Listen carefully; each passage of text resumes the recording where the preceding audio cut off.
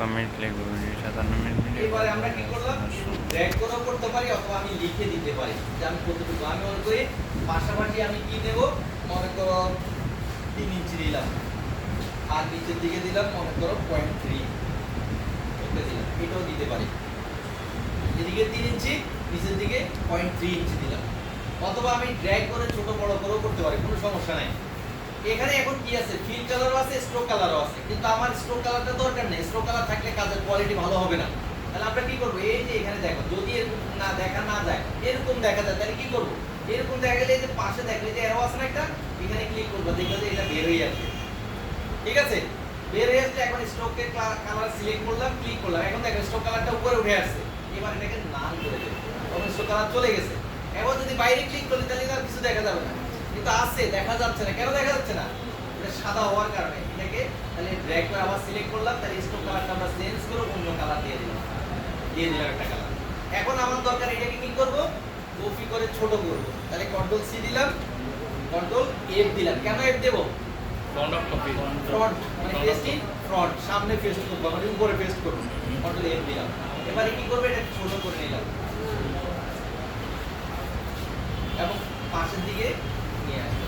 এটাকে অন্যভাবে করা যায়, জাস্ট এখন তোমরা ওটা দেখাতে গেলে আরো জটিলতা বাড়বে। এখন এটাকে মানে ওভারল্যাপিং হলো কিনা বা মাঝে কোনো ফাঁকা আছে কিনা দেখার জন্য কি দিয়ে দেখতে পারি, কন্ট্রোল ওয়াই দিয়ে দেখতে পারি। এখন দেখো আমরা যখন কন্ট্রোল ওয়াই দিয়ে দেখতে পাচ্ছি, আমরা কন্ট্রোল এ প্লাস দিয়ে বড় স্ক্রিন করে আমরা দেখতে পাচ্ছি। এখন দেখো এটা কি হয়ে গেছে, ওভারল্যাপিং হয়ে গেছে, মানে কি কিছু একটা জায়গায় ডবল হয়ে গেছে। এরো দিয়ে আমরা কি করতে পারি, এরকম পাশে নিয়ে যেতে পারি। আবার কি করতে পারি, এরকম একটু দূরে নিয়ে ধরে এইভাবে ধরে শীট ধরে আমরা এই একবারে লাগাই দিতে পারি। এই যে দেখো একটা লাগাই দিলে কি হবে, একটা পর্যায়ে এই যে দেখো একবারে ওভারল্যাপিং নাই, বরাবর হয়ে গেছে। এবার আবার কন্ট্রোল ওয়াই দিয়ে তাতে করে কি হবে, আর কালার ফিরে আসবে। আর এতক্ষণ কালার ছিল না, কারণ আমরা কন্ট্রোল ওয়াই দিয়ে এটা কি বলে কি মোড জানি বলে, ইন্টারনাল ব্যাকগ্রাউন্ড মোড। হ্যাঁ, আমরা ব্যাকগ্রাউন্ড মোডে গিয়ে দেখছিলাম। তো ওই ব্যাকগ্রাউন্ড মোডে কিন্তু শুধুমাত্র বর্ডার গুলো দেখা যাবে, কোনো কালার কিন্তু দেখা যাবে না। স্ট্রোকের জাস্ট যে পাতগুলো আছে, শুধু পাতার কালারটা পাতাই দেখা যাবে, কালার না পাতাই দেখা যাবে। এবার আমার কাজ হলো কি, এখানে এই বরাবর কি করব, একটা অ্যাঙ্কর ক্রিয়েট করব। আমরা যখনই অ্যাঙ্করের মধ্যে যাচ্ছি, এখন দেখো আমি যখনই অ্যাঙ্কর দিচ্ছি এই পজিশনে থাকতেছে না। এখন যে এটা মাঝামাঝি হবে এটা কিন্তু আমি বুঝতে পারতেছি না। এখন আমি চাচ্ছি যে না, আমি এমন কিছু করব যেন এই বরাবর দিতে পারে। তাহলে আমরা যদি রুলার না থাকে কোথায় পাবো, ভিউতে গিয়ে একবার দেখো হাইড রুলার, আবার শো রুলার আসছে। তখন রুলারের এই যে নিচেও না উপরেও না, রুলারের এই যে গায়ের মধ্যে যেখানে লাইন আছে, এখানে চিপে ধরে ড্র্যাগ করে আমরা কি করব, যেখানে আমি অ্যাঙ্কর পয়েন্টটা ওই বরাবর দিতে চাই ওখানে গিয়ে ছেড়ে দিলাম। ঠিক আছে, এবার আমি কি করব, আবার ওই যে অ্যাড অ্যাঙ্কর পয়েন্টে গেলাম, গিয়ে ঠিক বরাবর পজিশনে একটা অ্যাঙ্কর পয়েন্ট ক্রিয়েট করলাম। অ্যাঙ্কর পয়েন্ট তৈরি হয়ে গেল। এখন আমার এই অ্যাঙ্কর পয়েন্ট এবং এটা কি করতে হবে, বাদ দিতে হবে। তাহলে আমরা কি করব, আবার পাশে দেখো ডিরেক্ট অ্যাঙ্কর পয়েন্ট আছে। তাহলে আমি এখানে গিয়ে ক্লিক করলাম, নিচে গিয়ে ক্লিক করলাম। জায়গা মতো ক্লিক না হলে মেসেজ আসতে পারে। তাহলে কি করব, তাহলে আমার অ্যাঙ্কর পয়েন্ট দুটো চলে গেল। এবার আমার এই কালারটাকে কি করব, এই অংশটাকে আমি একটা কাঠের গাছের কালার দিতে চাই, তখন আমরা এই যে এখান থেকে একটা গাছের কালার দিয়ে দিলাম। ঠিক আছে, এবার আমি যদি সামনের কতটুকু পেন্সিলের কালার দেব, পেন্সিলের ভিতরে যে কালারটা থাকে, তাহলে আমাকে এই কালারটা দিতে গেলে কি করতে হবে, টুকরা করতে হবে, আলাদা করতে হবে। আলাদা আমরা সোজাসুজিও করতে পারি অথবা আঁকা বাঁকাও করতে পারি। সেটা কি দিয়ে করব, নাইফ টুল দিয়ে। যদি নাইফ না থাকে কি থাকে, কেসি থাকতে পারে, মানে সিজার অথবা ইরেজারের ভিতরে থাকতে পারে। অনেক ক্ষেত্রে কি এই যে এখানে যে ইরেজার আছে, ইরেজারের ভিতরে কিন্তু এই নাইফ টুলটা থাকতে পারে। সেক্ষেত্রে আমরা কি করলাম, এরকম ধরে এই যে ইরেজার সরি নাইফ সিলেক্ট করলাম। এখন দেখো এই যে যদি আমি কোনো না ধরি তাহলে কি হবে, আমি চাইলে আঁকা বাঁকাও কিন্তু করতে পারতেছি। হ্যাঁ, এই যে আঁকা বাঁকা করে কাটতে পারতেছি, এই যে আঁকা বাঁকা করে কাটতে পারতেছি, না আঁকা বাঁকা করে কাটা যাচ্ছে। কিন্তু আমার টার্গেট আঁকা বাঁকা না, আমার টার্গেট হলো সোজা করে কাটা। যদি আঁকা বাঁকা প্রয়োজন হয় কিছু কিছু ক্ষেত্রে পাতা পাতা তৈরি করার ক্ষেত্রে দরকার হয়। তাহলে আমি কি অল্টার ধরলে কি হবে, স্ট্রেট হবে, যেদিকে টানে স্ট্রেট। এই যে দেখো অল্টার ধরাতে কিন্তু স্ট্রেট হচ্ছে। আমি যাচ্ছি স্ট্রেট নিচের দিকে, তাহলে কি হলো, শীট ধরবো। এখন দেখো শীট ধরো বেশি হয়ে গেছে, আমি কন্ট্রোল জেড দিলাম। আমি যাচ্ছি আরেকটু কম করবো, তাহলে অল্টার শীট ধরে একটু করলাম। তাহলে কি হলো, এই তোমরা অর্ধেকের মধ্যে ছেড়ে দিলে হবে না, একবার পুরোটাই কাটতে হবে।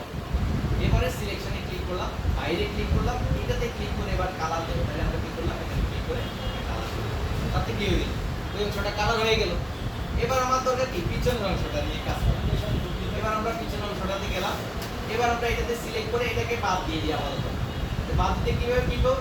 এই যে রাইট ক্লিক করে দেখো লগ গাইড একটা আছে, এটা বাদ দিয়ে দিলাম। এইভাবে এটাকে ড্র্যাগ করে সিলেক্ট করলাম, ডিলিট দিলাম, আবার কি করলাম লগ গাইডটা দিয়ে দিলাম। লগ গাইড দেওয়ার উদ্দেশ্য হলো কি গাইডগুলো নাড়াচাড়া করা না যায়, গাইডগুলো আমার সুবিধার জন্য আসছে, যদি নাড়াচাড়া হয়ে যায় তখন কিন্তু এলোমেলো হয়ে গেছে। তুমি এক জায়গায় বেড়াইতে গেছো দেশের বাইরে, এখন একটা কন্ট্রোল সি এবং পেস্ট ইন ফন্ট, উপরে পেস্ট করতে যাচ্ছি না নিচে, তো আমি চাচ্ছি যে না এটা আমি জোড়া যখন দিব পিছনে ইরেজারটা এটা উপরে না দিয়ে নিচে দিলে ভালো হবে। তাহলে কি করব control B, paste in back, পিছনে পেস্ট করলাম। এবার আমরা কি করব এই যে এখানে সিলেকশন থাকা অবস্থায় এটাকে ধরে এটাকে ছোট করে দিলাম এবং এটাকে কোথায় নিয়ে যাবো একটু পিছনে নিয়ে যাবো। ওইটার মতো আমরা একবারে পুরোটা একবার বরাবর নিয়ে যাবো না, একটু পিছনে নিয়ে গেলাম। এখন এটা তো একটু ব্যান্ড করতে হবে, তাহলে এই অবস্থা আমরা কি করব এই যে ইফেক্টে গিয়ে সিলেক্ট থাকতে হবে অবশ্যই। কম্পিউটারে যে কোনো কাজেই সিলেক্ট থাকতে হবে, সিলেক্ট মানে কল করা, তারপর তার কাজ করা। তাহলে এখানে কি দেখো এখানে স্লাইডের মধ্যে কি আছে রাউন্ডেড কর্নার। এখন এখানে রাউন্ডেড কর্নার চাইলে কমে বাড়ায় দিতে পারো, কোনো সমস্যা নেই, রিভিউ দিয়ে দেখতে পারি কতটুকু হবে। এখন দেখতেছেন না রাউন্ড বেশি হয়ে গেছে, আর একটু কমানো দরকার। তাহলে আমরা এখানে কি করব এখানে একটু কমাই দেব। আমি যাচ্ছি এখানে 1 2 দিলাম, তাতে রাউন্ড একটু কমে গেছে, ওকে দিলাম। তাহলে পিছনে রাউন্ডেড কর্নার তৈরি হয়ে গেল। তাহলে এটা ইরেজারের কালার দেব, তাহলে আমরা ইরেজারের এখান থেকে ইরেজারের কালারটা দিয়ে দিলাম। এর জন্য আমরা একটা ইরেজারের কালার দিয়ে আমরা এখানে দিয়ে দিলাম একটা ইরেজারের কালার।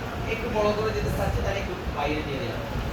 এবার আমার দরকার কি এখানে একটা স্টিকার দেব। তাহলে আমরা কি করলাম আবার মূল যে অবজেক্টটা আছে এটা সিলেক্ট করলাম, কন্ট্রোল সি কন্ট্রোল এফ দেব এবার, কারণ এটা উপরে দেব। যদি কোনো কারণে উপরে না থাকে তাহলে উপরে কিভাবে তুলবো, এইভাবে রাইট ক্লিক করে দেখো এখানে কি করা যায়, অ্যারেঞ্জে গিয়ে ব্রিং টু ফ্রন্ট দিলে উপরে আসবে, যে কোনো অবজেক্ট উপরে আসবে। মনে করে এই অবজেক্টটা কোথায় আছে নিচে, আমি চাচ্ছি সবার উপরে আনতে, তাহলে রাইট ক্লিক করে অ্যারেঞ্জে গিয়ে ব্রিং টু ফ্রন্ট দিয়ে কিন্তু সবার উপরে উঠে গেছে। বুঝে গেছেন? তাহলে বিশেষ ক্ষেত্রে যদি প্রয়োজন হয় আমরা এইভাবে করে দিতে পারি। এখন আমি কি করলাম এটাকে সিলেক্ট করে একবার ছোট স্টিকার শট করে যেখানে থাকে করলাম এবং এটার একটা কালার দিতে চাই, তাহলে এটা সিলেক্ট করে কি করব একটা গোল্ডেন কালার দিয়ে দিলাম।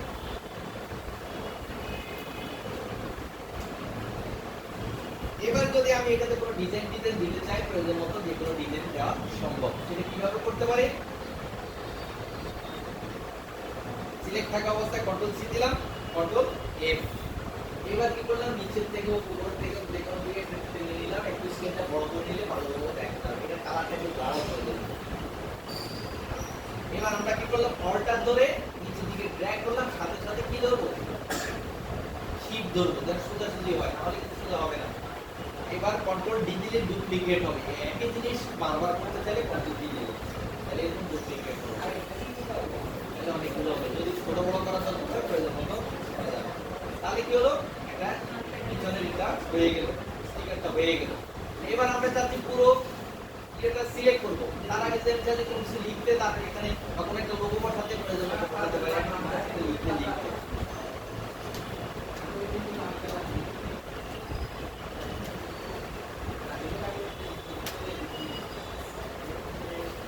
এই লেখাটা আমি প্রয়োজন মতো জায়গা করে দেবো। লেখার কালার চেঞ্জ করতে চাইলে এখান থেকে যে কোনো কালারে আমরা দিয়ে দিতে পারি।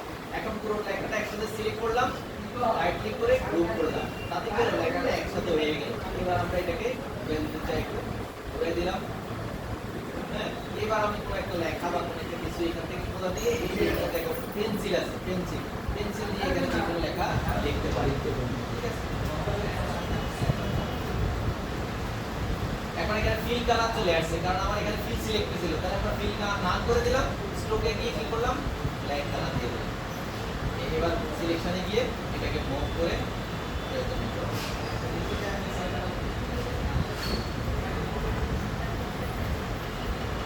বুঝা গেছে?